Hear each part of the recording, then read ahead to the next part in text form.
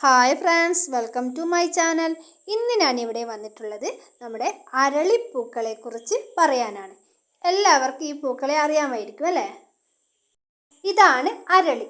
കാണാൻ സുന്ദരി, പക്ഷേ അടിമുടി വിഷം. അരളി എല്ലാത്തരം കാലാവസ്ഥയിലും വളരും.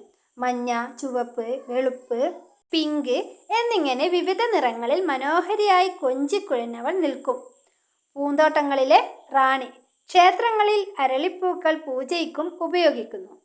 പൂവിതറാനും അലങ്കാരങ്ങൾക്കും മുൻപന്തിയിൽ. മനുഷ്യർക്ക് എന്ന പോലെ മൃഗങ്ങൾക്കും അരളി മാരക വിഷമാണ്. അരളിയുടെ ഇലയും വേരും ഒരുപോലെ വിഷാംശം ഉള്ളതാണ്. എന്നാൽ വിത്തിലാണ് വിഷാംശം ഏറ്റവും കൂടുതൽ. വിഷബാധയേറ്റ മൃഗങ്ങളുടെ വായിൽ നിന്ന് ഉമിനീരൊലിക്കും. മാംസപേശികളിൽ വിറയൽ, ഇടയ്ക്കിടെ മൂത്രമൊഴിക്കൽ മുതലായ ലക്ഷണങ്ങളും കാണിക്കും. അപസ്മാര ലക്ഷണങ്ങളോടെ പെട്ടെന്ന് തന്നെ മരണം സംഭവിക്കുകയും ചെയ്യും.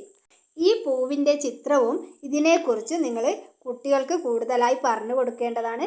കാരണം അവർ അബദ്ധത്തിലെങ്ങാനും ഇത് വായിലിട്ടാലോ കയ്യിൽ വെച്ച് വേറെ എന്തെങ്കിലും ഭക്ഷണ സാധനങ്ങൾ കഴിച്ചാലോ അപകടം സംഭവിക്കാം.